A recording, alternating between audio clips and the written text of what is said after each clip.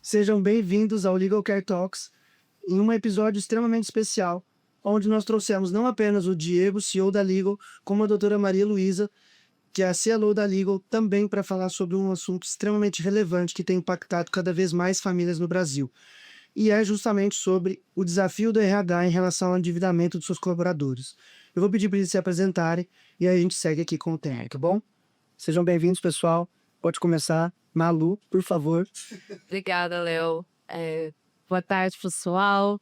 É um prazer estar aqui com vocês hoje para falar de um assunto tão importante, tão relevante que a gente tem vivenciado, né, diariamente, demandas como essas que nós vamos tratar aqui. Te peço para eu chamar de Malu, eu dispenso, doutora Maria Luísa. E é isso. Tenho certeza que vai ser um bate-papo bem legal. Legal. Boa, todo mundo já me conhece, Diego, CEO da Legal. E, cara, esse é um tema que tem me interessado bastante, né? Cada vez que eu falo com RHs, clientes ou não clientes nossos, a gente tem visto que essa questão tem sido uma das principais temas de dor do RH, e já aproximar um pouquinho desse conhecimento, por que cuidado jurídico é tão importante, um olhar para endividamento. Boa. Para quem está acompanhando até aqui, já viu diversos temas que nos vemos trazendo, que impactam o RH, que estão atrelados ali às necessidades e os desafios do RH no dia a dia, para se tornar uma comunidade cada vez mais relevante, mais estratégica. E esse é um tema que se destaca cada vez mais e extremamente relevante, porque traz uma profundidade muito grande, um impacto muito grande nas famílias, né? Então, um tema que a gente tem abordado bastante dentro da Legal. Eu queria que vocês trouxessem um pouquinho de como que a gente está nessa visão, como que a gente chegou nisso e o que a gente tem construído em relação a esse tema. Primeiramente, foi escutando o RH, né? Então, a gente entendeu no RH que, dentre as dores que o RH tem tratado, endividamento tem sido uma das principais. Inclusive, já escutei uma frase que eu acho super impactante, que é a nova epidemia, né? Vamos dizer assim, que antes era a questão de saúde mental, que continua sendo, você tem uma relevância grande em cima desse tema, mas o que tem amedrontado mais o RH é a questão de endividamento. Seja ele vindo por questões de bets ou por acesso descontrolado a consignado. Então a gente começou a entender, falando com o RH, o quanto isso tem sido um desafio. E o RH, até então, ele não sabe lidar com isso, né? Então, se a gente pega aqui o RH, que a dívida não existia antes. Endividamento sempre existiu, né? Mas não na proporção que a gente está vendo hoje. E o RH tem visto coisas que aconteceram que não se via. Às vezes um colaborador passar de um mês para o outro devendo salário, né? Porque entrou, às vezes, pensão, entrou o consignado, entrou coparticipação, e aí quando você vai ver no final do mês não conseguiu debitar todas as questões, todos os valores que eram necessários. Então, e isso tem tido um impacto gigantesco na saúde mental, performance, presenteísmo, absenteísmo. Então, tem sido uma dor bem complicada, e a gente vai falar um pouquinho aqui de quanto que o cuidado jurídico ele é importante nesse contexto. E a gente tem aprofundado muito nesse tema, né, Malu? Falar sobre essa questão da proximidade, a solução de acesso a cuidado jurídico com o endividamento. Exato. É fato que a gente está vivendo talvez um dos períodos mais complicados para a economia do nosso país em termos de endividamento da grande população, né? O fato isso chegou ao RH, o que antes era um assunto que não era tratado lá dentro. E a partir do momento que você tem uma estrutura corporativa, empresarial, olhando para este assunto de uma forma bem ampla, faltam atores nesse ecossistema para resolver essa solução incompleto. A gente tem ali figuras extremamente relevantes de consultores financeiros, dando um apoio à reestruturação financeira de famílias. A gente tem apoio psicológico, porque sabe-se que a conduta do superendividamento é uma conduta pessoal.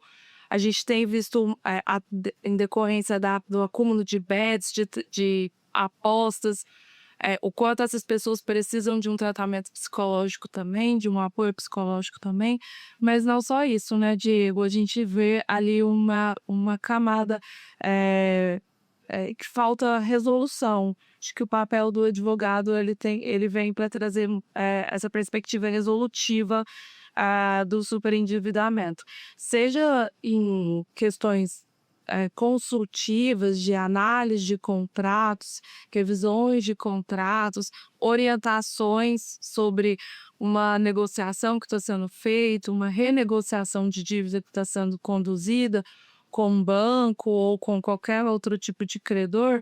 A importância do advogado realmente é garantir que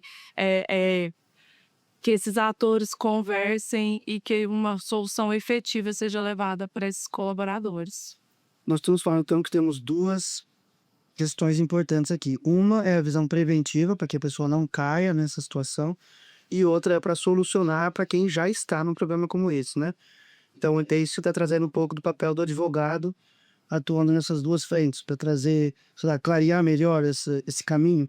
Exato, o advogado ele tem esse papel, né, de trazer uma perspectiva consultiva antes de um problema já acontecer, orientar melhor uma negociação de uma dívida, entender o que está sendo negociado, olhar para aquele contrato que está sendo renegociado e entender se juros estão sendo calculados da maneira correta, se as parcelas estão sendo apresentadas da maneira correta, se há alguma coisa, né, que pode ser feita antes da judicialização de uma demanda, de um processo judicial, que é o que todo mundo quer evitar, além de tratar já o superendividamento.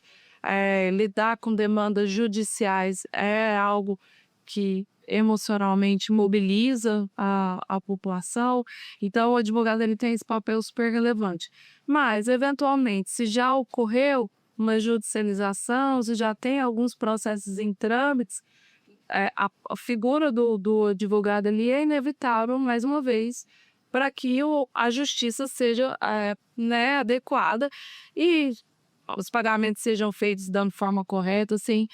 Como o Diego mencionou, né, a gente tem visto de forma recorrente com os RHs colaboradores que têm suas folhas de pagamento tomadas por linhas de crédito, descontos em folha, extrapolando os limites que deveriam ser, mas de forma inevitável. Então, o papel do advogado realmente vai olhar para essas questões e entender se esse colaborador, se esse indivíduo consegue, claro, né, com o apoio de outras estruturas também, se ele consegue se readequar financeiramente e sair dessa zona de superendividamento. Boa. Me chamou a atenção uma coisa da fala do Diego, que ele cita do RH não saber o que fazer muitas vezes, né? E não saber porque não tem ou não saber porque é algo novo. Acho que na resposta que a Malu trouxe, estão misturando as duas coisas, né? Talvez uma das questões do próprio consignado fosse uma solução lá atrás, tipo, é uma forma de você tentar sanar uma dívida com outra, só que ela vai se acumulando, né? Então, hoje, quando a gente fala sobre isso com o RH, como uma novidade, um problema novo que ele pode ajudar a resolver, seria o lance dele poder ter parceiros que ajudem ele a direcionar. Ou seja, não é um problema que o RH vai resolver, mas como ele vai poder direcionar, né? É uma questão de acolhimento. Antes o RH tinha controle desse endividamento, um certo controle desse endividamento. Hoje, com o acesso ao consignado do governo, perdeu-se o controle. Então não está mais tanto na mão do RH. E o RH se viu vendido nessa situação e tendo que lidar com isso, né, não só a questão do consignado, mas tem as bets também são bem fortes nesse contexto. E o RH, ele começou a entender, acho que a gente está na mesma situação lá atrás da pandemia, saúde mental já era uma coisa que todo mundo sabia, mas que aquilo se intensificou, o olhar ficou um pouco mais crítico para aquele ponto, começou a surgir soluções para que dessem suporte para aquela situação, né? E o RH sempre, de uma forma muito estratégica, o RH entende o quanto que aquilo é relevante para o PNL da empresa, né? Então, uma pessoa endividada, né, nome sujo, perdendo algum bem, etc. Primeiro, ou essa pessoa, né, não está indo com frequência na empresa, então isso é de absenteísmo, ou o que é pior, que pouca gente olha isso com tanto carinho, que é o absenteísmo. Eu vou trabalhar, ou estou trabalhando, mas de fato eu estou ali preocupado com uma série de coisas que estão acontecendo, que isso tem um custo gigantesco para dentro da empresa, né? E aí tem um outro fator que a gente escuta muito falar eu pedi demissão porque eu vou ganhar um pouquinho a mais ali naquela empresa, mas dá para pagar minhas contas. Então tem esse outro fator que é o turnover, né? Que é o fato de você estar perdendo ali colaboradores por uma questão de bem pequena ali, às vezes de uma diferença pequena salarial por esse um caminho para ele começar a quitar parte das dívidas, né? Então você vê um despreparo grande do que fazer, por onde correr. Aqui que você falou. Antigamente a solução era, vamos dar uma linha de crédito mais barata para ele, né? Que assim ele não paga tanto juros e eu consigo aliviar as contas desse colaborador, né? Ao mesmo tempo agregar um pouquinho de educação financeira, né? Que é o que as empresas ofertam na sua maioria.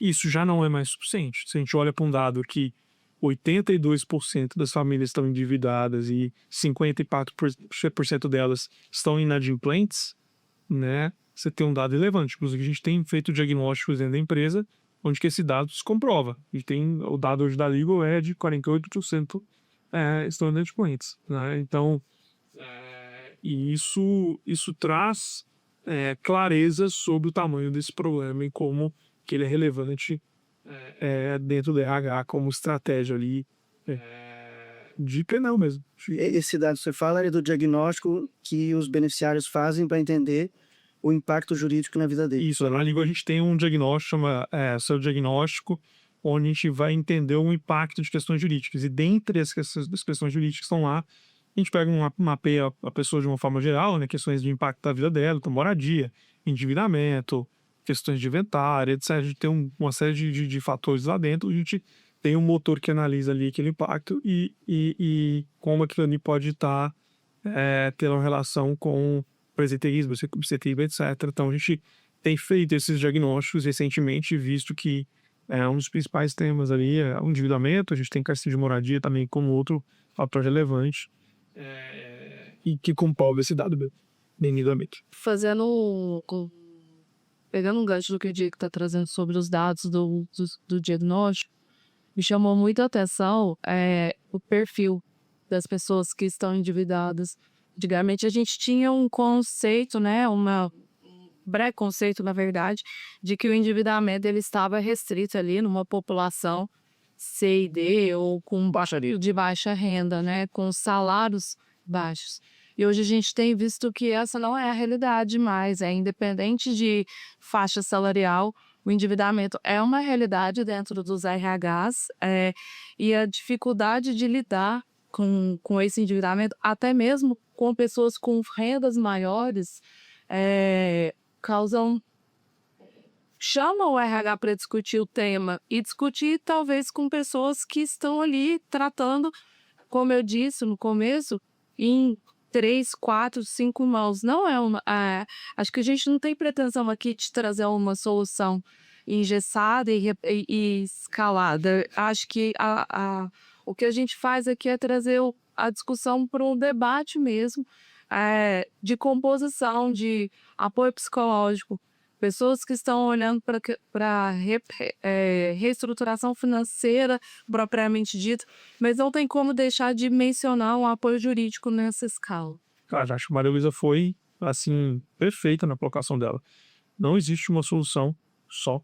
Acho que é um conjunto de soluções que fazem com que o apoio ali para esse tema de endividamento ele tenha direcionamento. Então, é isso. O apoio psicológico, a consultoria financeira e o apoio de cuidado jurídico é importante nesse tema.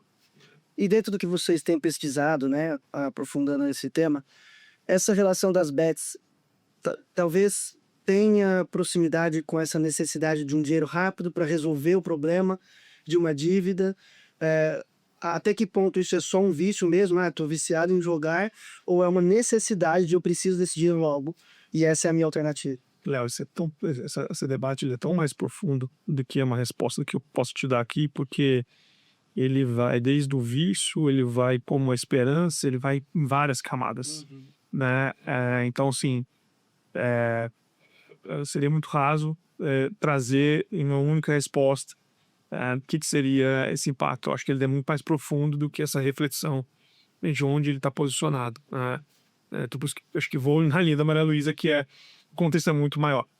O que a gente tem em relação às bets, Léo, e eu acho até como compromisso nosso falar sobre isso também, ainda que, como o Diego tenha mencionado, é algo muito amplo, eu acho que a gente teria um episódio aqui só para falar de bet. É amplo e relativamente novo até. Sim, mas sabe qual que é a maior dificuldade? Quando a gente vai analisar a situação de dívida de uma pessoa, a bet em si, ela não entra ali como uma dívida dessa pessoa, porque a bet recebe. Quem vai entrar como dívida ali é o banco. Se a pessoa buscou dinheiro emprestado para pagar o banco. Ele é uma bola de neve, é algo que se perde de fato o controle. Você não aposta com crédito. Isso. Você não vai, tem um crédito aqui, precisa apostar. Não tem. Se dividiu em uma ou outra parte. Você não vai ter a carteira de dívidas. Você não fica devendo a bet. Mas você faz empréstimos, você se endivida para pagar a bet. Ou seja, a bet não aparece no endividamento. A bet é comportamento desse endividamento. Isso. E o outro ponto também. Por que a bet chamou muita atenção nesse cenário do superendividamento? Desde que foi feito o lançamento desse crédito consignado do governo federal, notou-se que os primeiros registros e os principais registros de quem pegou o empréstimo tinha conta em bet. Então, o cruzamento dos dados que foram feitos mostrava que as pessoas estavam pegando empréstimo consignado para pagar bet, para apostar em bet. Então, as bets elas entram nesse cenário do superendividamento nesse contexto, de que ficou muito evidente de que as pessoas estão se endividando para jogar. E aqui, a gente não vai entrar no mérito das condutas que levam as pessoas ao jogo, mas, de fato, existe um endividamento para custear o jogo. Porque o jogo ficou muito fácil, ficou muito acessível. O fato dele ser uma gamificação no aplicativo torna ele muito apetitoso a ser feito. E dá aquela ideia de nós estamos aqui, tem nós três, mais o pessoal do estúdio, um amigo de alguém ganhou, foi, então vamos todo mundo, e aí tem todo mundo entrando na onda, mas um deles. Ficou muito difícil para o RH controlar isso, entender como ele apoia nesse sentido, né? Então, assim, e a gente tem participado de vários eventos onde tem fóruns sendo discutidos coisas como essa, e a gente, aqui na Liga, a gente vem tratando esse tema como um dos mais relevantes, onde já tem ferramentas aqui para ajudar o RH a fornecer esse apoio ao colaborador, né? Então, a gente começa com uma análise de diagnóstico, que ela é muito mais para identificar onde que questões jurídicas questões ali daquele colaborador que podem ter questões jurídicas que precisam de apoio. Então, ela é complementar, às vezes, talvez uma visão até de um diagnóstico financeiro mesmo, tá? A gente tá muito mais do lado crítico, né? Então, do médio para o crítico, tá? Então, aquele colaborador que já está próximo de perder para um leilão a sua casa, é aquele colaborador que ele se qualificaria, talvez, para um superleito de superendividamento, né? Que ele está tão comprometido em dívida que não tem sobrado para questões existenciais, né? Necessidades existenciais. Tá perdendo ter algum bem ajuizado e etc. Então, tem uma série de coisas que a gente consegue ali identificar, e o advogado é uma baita ferramenta. Primeiro que ele é o acolhedor. Então, é a mesma coisa quando você tem um médico ali E aí, se ela dá um problema, o médico vai sentar com você, aquela pessoa que entende daquele tema. Então, de cara, ele já traz um acolhimento ali que é, cara, entendi sua posição, vamos aprofundar para entender, acho que a gente tem esses caminhos e tal. Então, primeiro, ele já reduz o estresse, né? E aí, depois vem os propósitos resolutivos, como a Maria Luísa falou, que é o que pode ser feito de resolutivo naquela questão. Nada é garantido, mas no mínimo você sai com a sensação de que você tem que fazer. Exato. Exato. O papel do advogado ali é, né, sempre... O advogado, ele não pode, né, garantir nada e dar certeza de nada, mas ele realmente traz esse conforto de que dentro das possibilidades daquele caso, dentro das possibilidades daquele cenário, as melhores tomadas de decisões jurídicas vão ser feitas.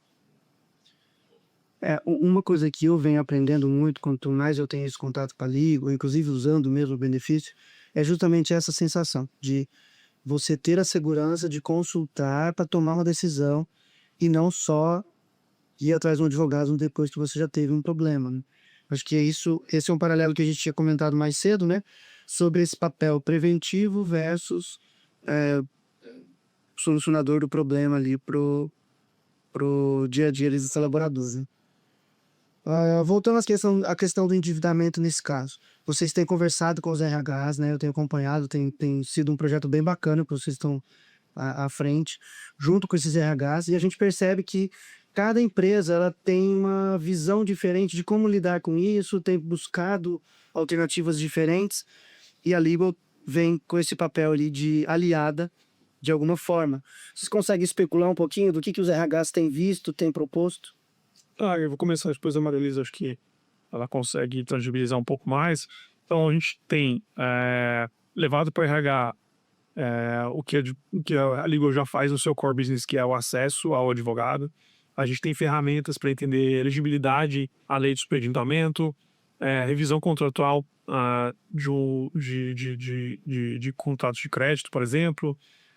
E a gente tem entendido cada vez mais quais são os outros temas que estão ali presentes dentro da empresa e atacando esses temas. Então, é um processo construtivo para a gente também, né? Então, para ser mais assertivo, como quase que está virando uma epidemia, vamos dizer assim, né? A gente tem aprofundado bastante para trazer tecnologia com acesso ao advogado, que é o profissional ideal para alguns temas mais relevantes.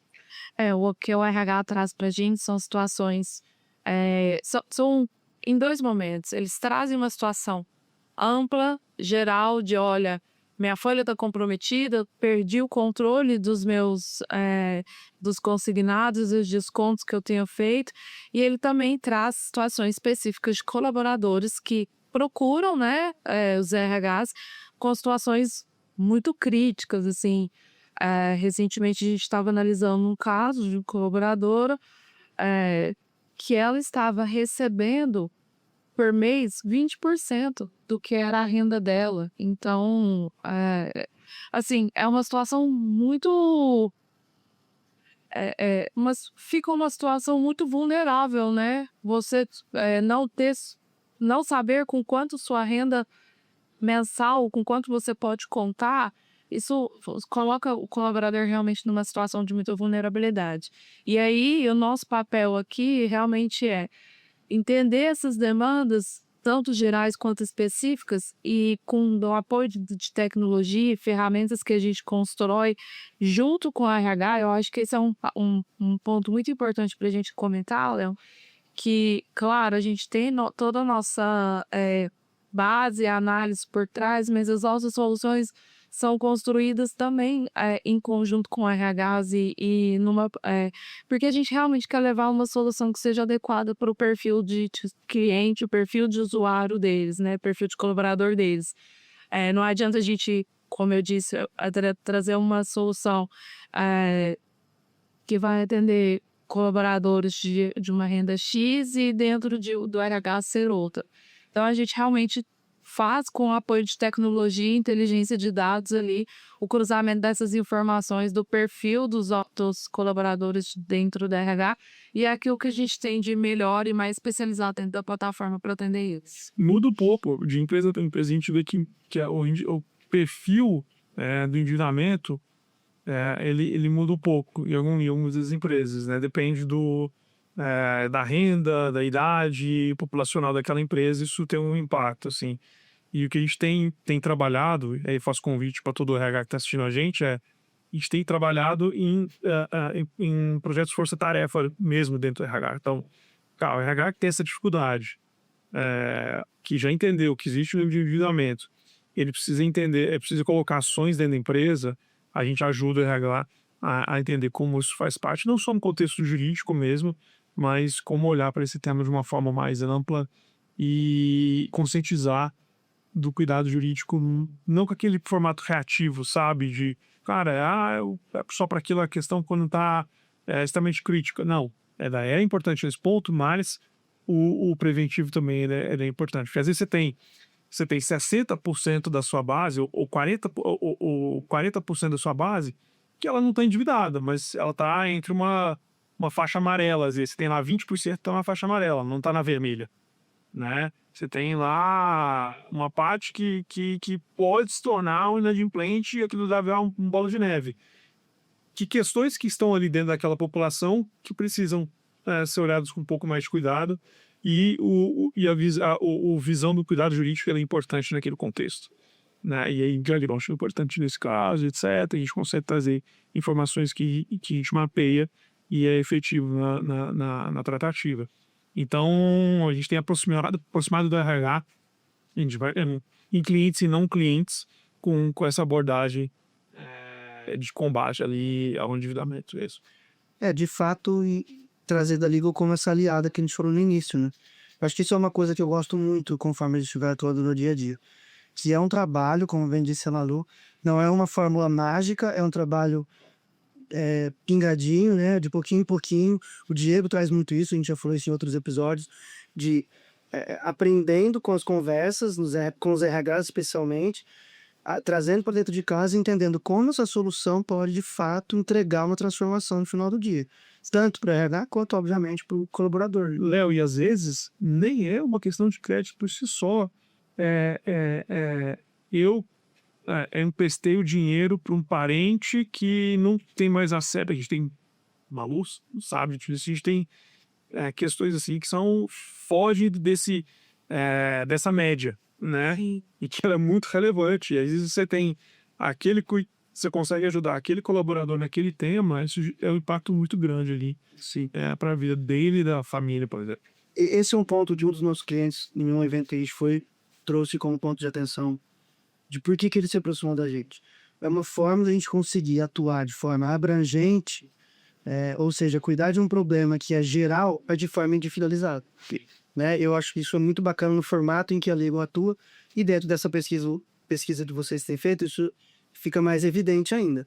É um problema geral, mas quantas possibilidades diferentes levam a pessoa para aquele problema? É anonimizado, né? Então a pessoa entra na plataforma, ela não está exposta, ela consegue falar do problema dela com um pouco mais de profundidade, e etc. Então, aos poucos, quando ela conecta, quando ela entra com a sua necessidade dentro da plataforma, ali no WhatsApp, a nossa IA entende o que está acontecendo, busca os advogados que são especialistas naquele tema. A gente tem advogados especialistas em endividamento, isso é uma questão, mas pode ter outras, né? Às vezes ela está endividada, mas o problema que está mais relevante nela é um divórcio, que muitas vezes o divórcio ele está atrelado ao endividamento.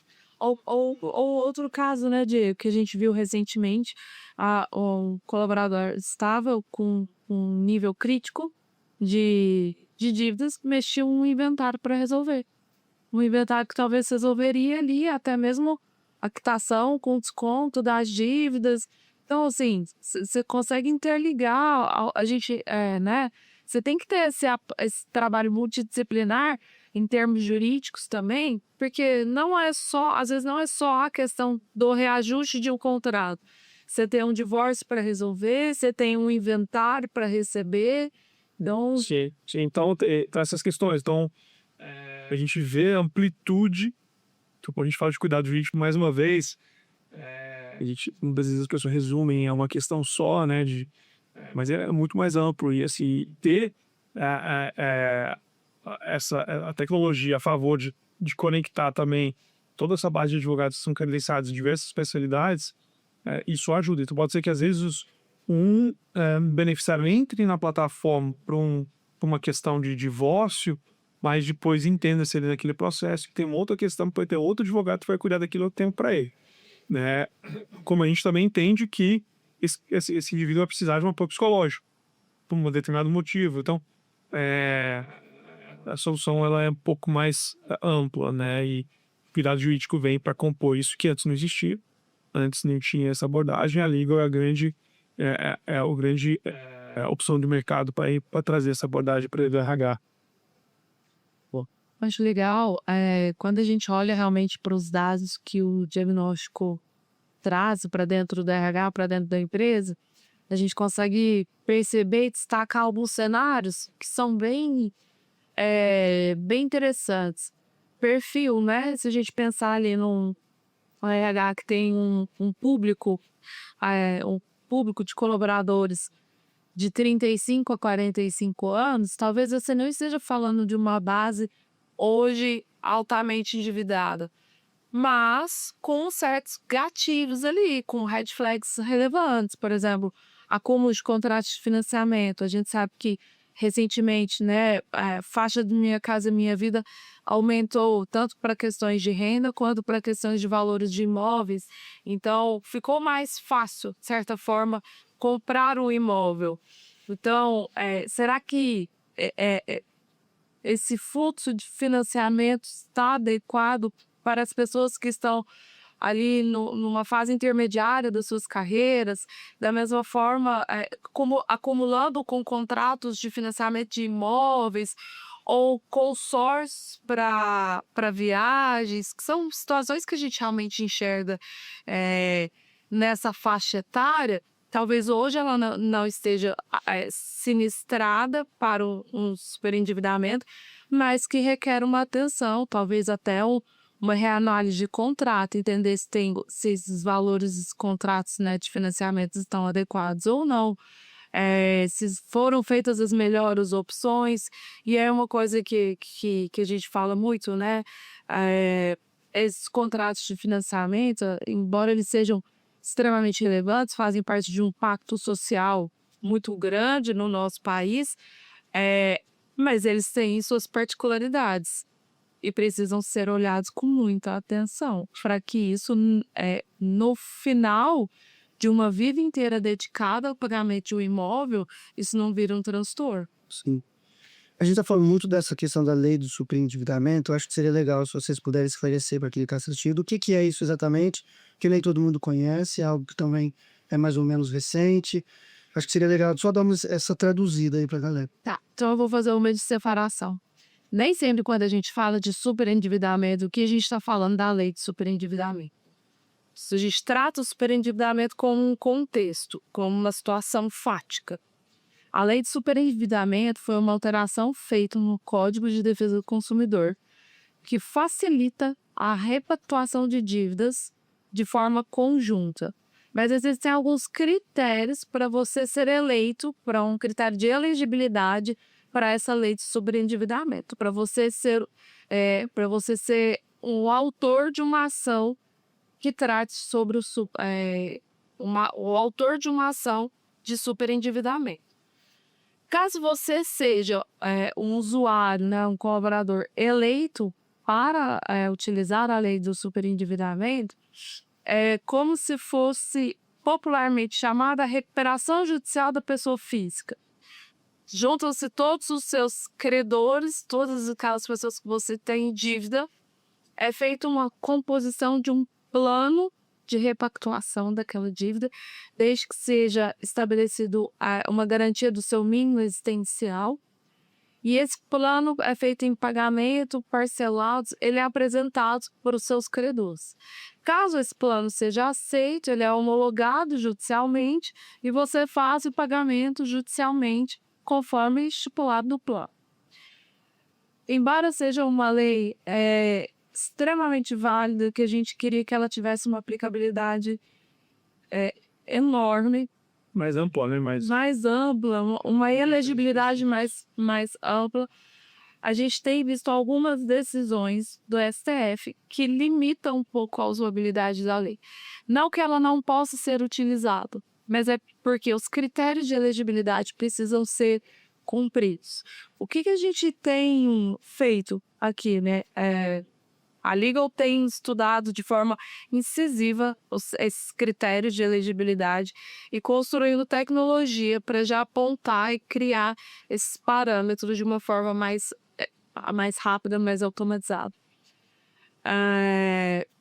Caso o usuário ele esteja apto a usar a lei do superendividamento, ele é direcionado por um advogado especialista e aí todo o plano é conduzido por esse advogado. E aí o ponto relevante é que isso não necessariamente vai para o tribunal. Isso às vezes fica no âmbito do PROCON, por exemplo. O PROCON tem instâncias dentro do PROCON só para tratar questões da lei de superendividamento, né? Então, inclusive, a gente falou recentemente com uma diretora de uma dessas unidades. A gente falou para explorar um pouquinho sobre esse tema. Foi super relevante, assim. É óbvio que tem a frustração do fato da amplitude, do que a gente, como a Malu falou, cara, quebrou a barreira de só ser baixa renda, etc. Né? Você já tem um endividamento, ele aparece em várias outras camadas. Mas ainda assim, a lei de escolhimento, ela atende uma camada que ela é mais vulnerável, né? E talvez a que realmente tivesse assim, maior impacto, porque ali você tem ali uma questão que diferencia bastante, né? Que é você não ter o que comer, porque você tem uma dívida ali atrelada, você não está tendo mínimo existencial, e o fato de você conseguir negociar isso e dar um alívio financeiro, né? Isso é um impacto gigantesco com uma família.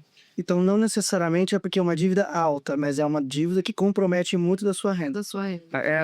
Essa é a ação. Essa é a ação. É o quanto que aquele endividamento está comendo da sua renda, que não está permitindo nem que você tenha um mínimo existencial para viver. Né? Então, assim, e aí é o caminho para que... E por que isso é feito?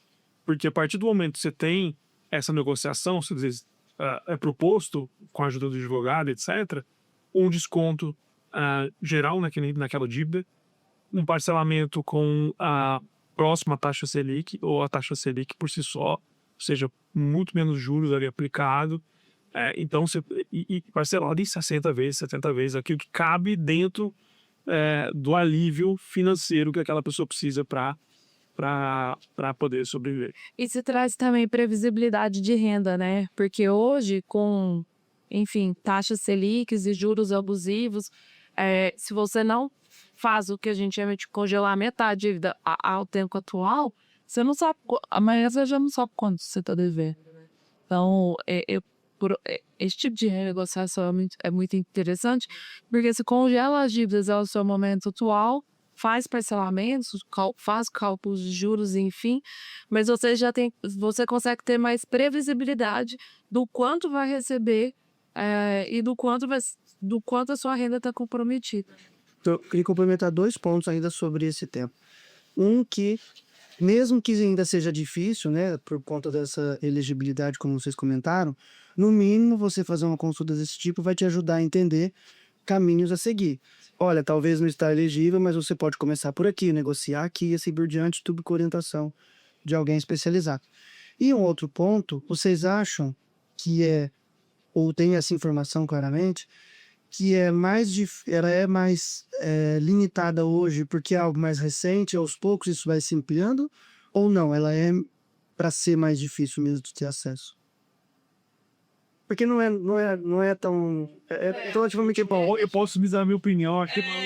Assim, eu tô aqui fazendo eu parei, olhei pra cima e tô fazendo uma reflexão, porque depois de se fazer suas considerações, porque te dar essa resposta te dar uma resposta sobre a perspectiva do judiciário brasileiro. Houve uma modulação da elegibilidade dela por decisões do STF. Então, querendo ou não, a gente tem um judiciário quase legislativo no Brasil. Então, a gente fica muito suscetível a isso. Então, eu realmente não consigo te dar essa resposta, assim, de por que que ela teve essa restrição. A gente pode citar aqui inúmeras situações que vão desde questões políticas, econômicas, financeiras, judiciais. Então, assim, de fato a gente, né, busca ainda que com essas decisões insiste na aplicabilidade da lei de uma forma mais ampla, sabendo que tem o enfrentamento do judiciário aí por algumas questões. A gente esse debate muito, eu e Maria Luísa, esse esquema. Eu tenho a visão de que ela é evolutiva, tanto é que recentemente incluíram questões do consignado, que antes não contava. Então, mas deve entender que endividamento via consignado ele é a parte importante. E aí vem uma reflexão muito mais assim, talvez essa mudança mais restrita, ela vem do fato de que nem sempre aquela pessoa de baixa renda tem acesso ao advogado para poder fazer jus ao uso da lei dos pré-endividamentos. Então, o que pode ter acontecido cara, todos os processos que estão vindo são gente que tem remuneração de 20, 30 mil reais e estão tentando entrar nesse endividamento, que tem acesso ao advogado. Aí que entra a legal, né? De facilitar esse acesso para essa camada que talvez não teria acesso e talvez essa perspectiva muda. Então é profundo, quando a gente discute disso, ele é muito profundo, porque é o STF entendendo, cara, isso está sendo deturpado, né? Então vamos colocar barreiras aqui para que a gente consiga atingir quem a gente realmente quer. E ao mesmo tempo ter essa deficiência de acesso a serviço jurídico para levar esse tempo. Então, ele é reflexivo, essa pergunta sua, mas a gente está num momento de cada vez mais a gente vai quebrando essas barreiras, vai amadurecendo, e o importante que o RH entenda é que existem caminhos e que a legal, né, o cuidado jurídico é um parceiro relevante nesse apoio que o RH precisa para não só ser parte de conscientização, como ser parte de tratativa e a resolutiva também de problemas mais críticos ali. Olhando assim para frente, pensando em questões de futuro, o que precisa ser feito desde já para que lá na frente não seja tarde demais, por exemplo? Aí eu tô falando, podemos pensar tanto numa perspectiva do RH quanto naquilo que está sendo construído agora pela Legal mesmo, né? Que é um projeto bem interessante que está... Acho que o RH tem um poder transformador na sociedade.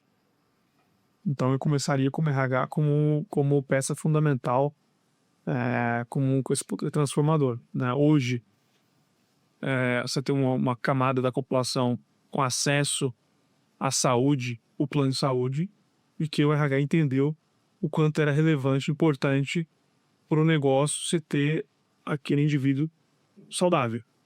Vai reduzir absenteísmo, reduzir uma série de questões de performance de trabalho, etc.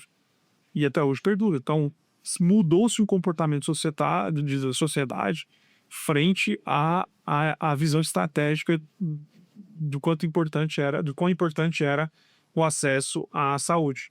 E aqui a gente está num movimento extremamente similar. O RH é parte super importante nesse processo de conscientização da relevância do cuidado jurídico na vida do colaborador. Então, a gente tem até um infográfico para mostrar isso, muito baseado em Gartner, né, onde ele fala, né, ele tem o arco ali de situações conforme você vai evoluindo em idade, né, dos 18 a 25, dos 26 aos 35, assim vai, né, questões que acontecem na vida que são touch points para ter um benefício. E se você olha a questão de jurídicos, ele está em todos esses processos. Desde do jovem que está lá, que viaja, teve um problema com alguma coisa na sua viagem, ele precisa ali de ter acesso, como às vezes aquele que está começando a vida, tem o filho, a questão da primeira compra da primeira casa e etc. Então, todo esse processo na vida da pessoa é importante você ter o cuidado jurídico como apoio principal ali. são touchpoints diferentes, né? Não é só uma visão de questões jurídicas, né? Tem N situações, sejam contratuais. Sim. Exato, eu acho que o RH, ele, como o Diego disse, né, ele tem esse papel transformador.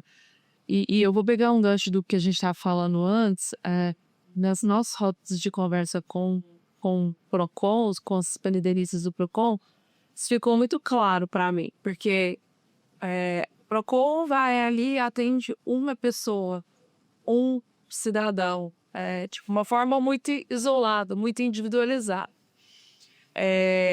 Quando a gente olha para o RH, a capacidade que a gente tem de atingir o maior número de pessoas com problemas e situações semelhantes traz para a gente muita, para a sociedade como um todo, né, um gatilho de eficiência, porque você está tratando e de escalabilidade, você está tratando o mesmo problema ali com várias pessoas. Quando a gente comentou com os pertenentes do PROCON como a gente estava montando, escalando esse produto, né? Como a gente estava montando e escalando esse acesso jurídico pela Legal, eles ficaram muito impressionados, porque eu acho que da perspectiva da administração, de órgãos públicos, ainda está muito distante imaginar que o impacto que a gente traz na vida das pessoas em conjunto com o RH, né?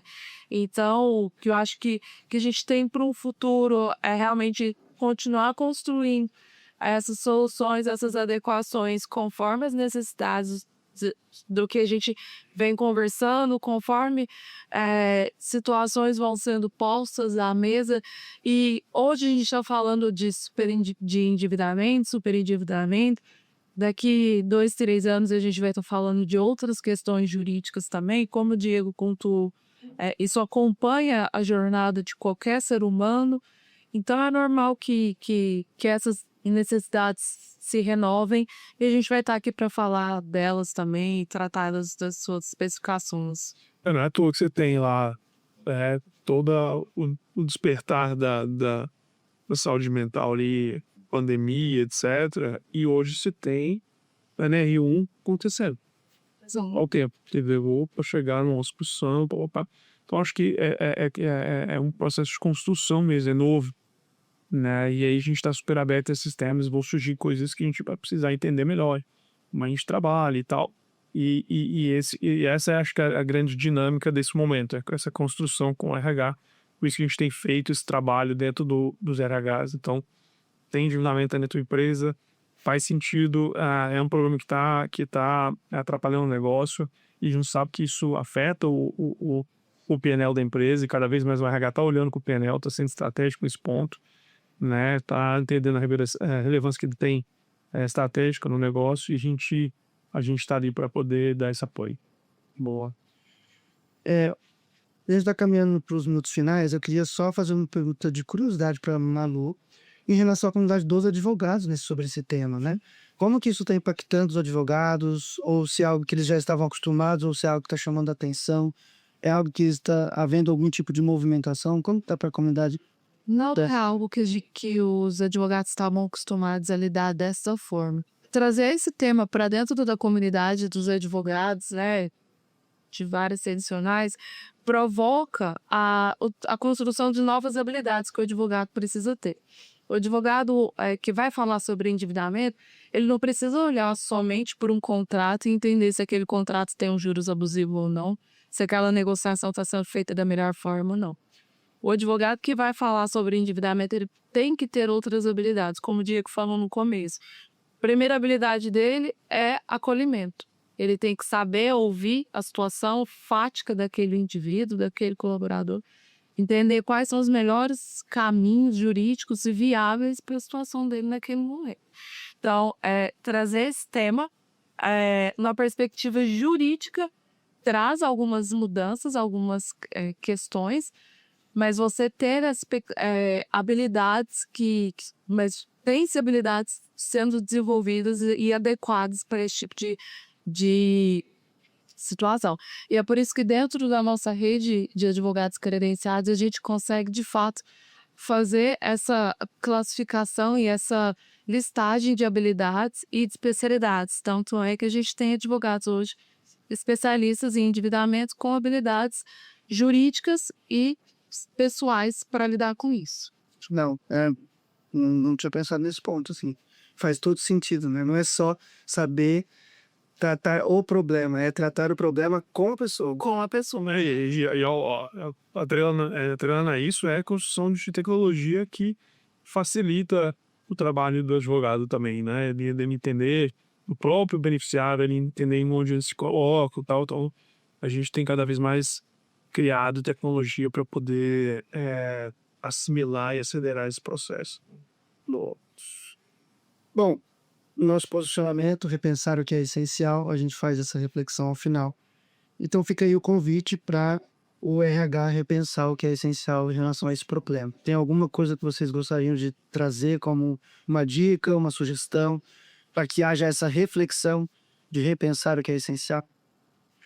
Acho que da perspectiva da RH é fazer esse movimento de autorreflexão, de olhar para a sua base, entender quais são esses parâmetros, o quanto de fato isso está impactando, quanto de fato isso impacta na jornada desses colaboradores, esses usuários de forma pessoal mesmo, olhar realmente para as pessoas que estão ali, entender que essa não é uma solução